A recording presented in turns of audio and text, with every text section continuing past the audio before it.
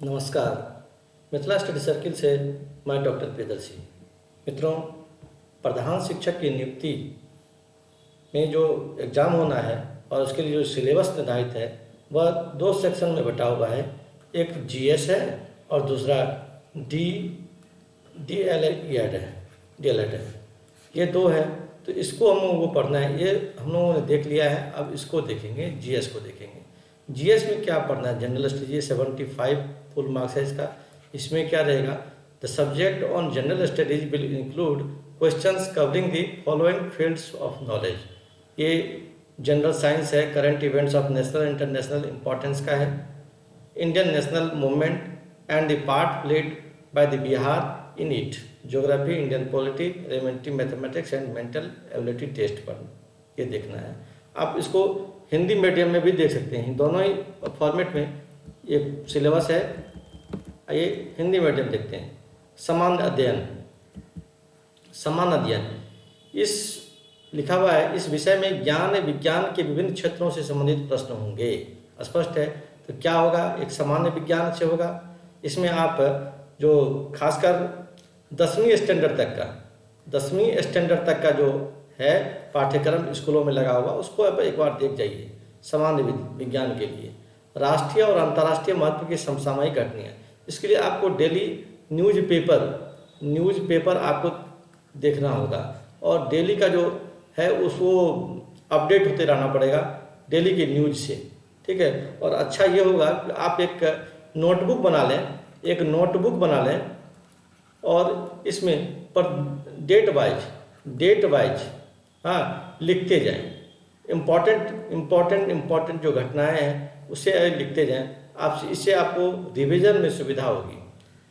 दूसरी बात है, ये देखिए, ये सबसे महत्वपूर्ण जो चीज़ है, भारतीय राष्ट्रीय आंदोलन, इसमें बिहार का योगदान, ठीक है, ये पढ़ना है, ठीक है। इसमें आप देखेंगे 8वीं कक्षा का जो हिस्ट्री का बुक है, सोशल स्टडीज का जो बुक है, वो बहुत काम का है और इसे आप शिक्षकों को, आप परीक्षार्थियों को जरूर देख लेना चाहिए, ठीक है। ये मोटा मोटी ज्ञान के लिए है। भूगोल और भारतीय राज्य व्यवस्था, इसमें पॉलिटी आती है, ये आपको देखना है। उसके बाद देखिए, प्रारंभिक गणित, मानसिक क्षमता से जो परीक्षण है, रीजनिंग वगैरह, मेंटल जो रीजनिंग बनता है, ये सारे प्रश्न यहाँ से पूछे जाएंगे। तो कितने हो गया? आप देखिए 1 2 3 4 5 6, ये 6 टॉपिक्स है। इसे आपको क्लियर करना है अच्छे ढंग से। और देखिए सबका नीचे लिखा है, उपयुक्त विषयों का विवरण इस प्रकार है, इसे जरूर देख लीजिए।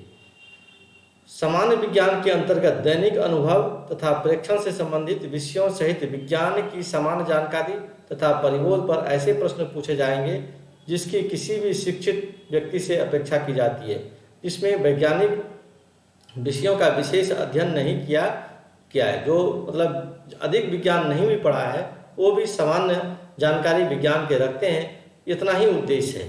परंतु आपको ये पता होगा जो परीक्षा का जो पैटर्न बनाया गया है, अगर आपका गलत होता है तो वहाँ निगेटिव मार्क है।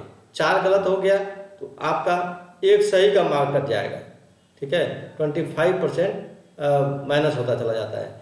तो इसलिए आपको एग्जैक्ट जानकारी रखना बहुत ज़रूरी है ऐसे एग्जाम के लिए। राष्ट्रीय और अंतर्राष्ट्रीय महत्व की वर्तमान घटनाओं पर बिहार सहित प्रश्न पूछे जाएंगे। अब देखें, राष्ट्रीय आंदोलन जो था, स्वतंत्रता आंदोलन, वो बिहार पर ही टिका हुआ था, ये कह सकते हैं। मतलब बहुत कुछ उसका बिहार से ही निर्धारित हो रहा था। जब आप पढ़ेंगे इसको, राष्ट्रीय आंदोलन पढ़ेंगे, तो आपको बहुत कुछ ऐसे ही लगेगा, ठीक है। तो इस चीज़ को आप कर लेंगे। और बिहार के जो जुड़े हुए लोग थे उसमें राष्ट्रीय आंदोलन में, उसको विशेष संदर्भ में देखना है, उनकी रचनाओं को देखना है, उनके समय को देखना है और उनके योगदान को देखना है। फिर देखिए, भारत के राष्ट्रीय आंदोलन के अंतर्गत 19वीं शताब्दी के पुनरुत्थान के स्वरूप और स्वभाव, राष्ट्रीयता का विकास तथा स्वतंत्रता प्राप्ति से संबंधित प्रश्न पूछे जाएंगे। परीक्षार्थियों से आशा की जाती है कि वे भारतीय स्वतंत्रता संग्राम में बिहार की भूमिका पर पूछे गए प्रश्नों के भी उत्तर दें। समझ गए। अगला देखिए, भारत तथा बिहार का भूगोल। भारत तथा बिहार का भूगोल। भूगोल तो आप जान ही पढ़ ही लीजिए, ऐसे भी बहुत महत्वपूर्ण है। भूगोल को जाने बिना आप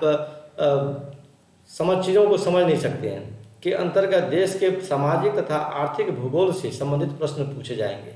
इसमें भारतीय कृषि तथा प्राकृतिक संसाधनों की प्रमुख विशेषताएं सम्मिलित होगी, ये देख लीजिए। और इस तरह से ऐसा है कि इकोनॉमिक्स, हाँ इकोनॉमिक्स कह लीजिए और ज्योग्राफी कह लीजिए, एकदम मिलता जुलता रहेगा, दोनों लगेगा जो मिक्स्ड हो गया है, ये आपको देखना है। फिर देखिए, भारत तथा बिहार का भूगोल के अंतर्गत ये पढ़ लिए। भारत की राज्य व्यवस्था के अंतर्गत, हाँ यहाँ पॉलिटी आपको पढ़ना है, पॉलिटी पढ़ना है। पॉलिटी के अंतर्गत भारतीय संविधान, देश की राजनीतिक प्रणाली, पंचायती राज पंचायती राज विकास योजना सम्मिलित होंगे। हाँ बिहार भारत में जो त्रिस्तरीय पद्धति है, शासन पद्धति है पंचायती राज में, जिला परिषद, प्रखंड स्तर पर और ग्रामीण स्तर पर, ये इन चीज़ों को बारीकी से आप पढ़ लीजिएगा, ठीक है। और मेरा जहाँ तक मानना है, 9वीं 10वीं का किताब जो एक बार आप सीरियसली सिंसियरली ढंग से पढ़ लेते हैं तो बहुत कुछ आपको नॉलेज हो जाएगा। और उसके बाद तो कुछ अभ्यास करना है बस, और क्या है।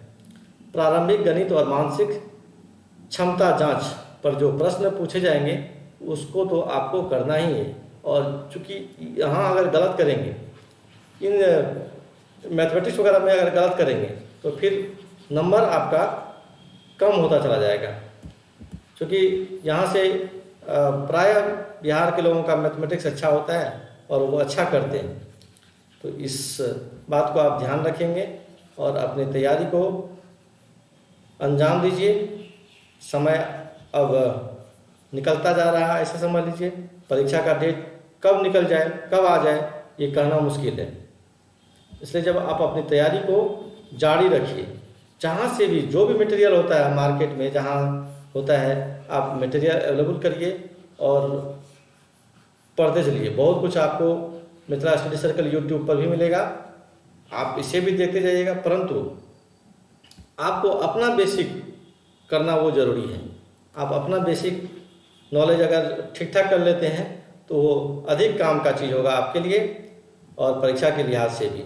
मतलब आप इस परीक्षा को कहीं भी इग्नोर करने का कोशिश ना करें। आपको लगता होगा तो नहीं, पद तो है, बहुत सारा पद है, 40,506 इतने पद हैं, तो इतने पद हैं तो आप ये भी तो देखिए अप्लीकेंट कितने हैं। इसलिए आप हल्के में इस एग्ज़ाम को न लें, ढंग से तैयारी करें। इन्हीं के साथ जय हिंद।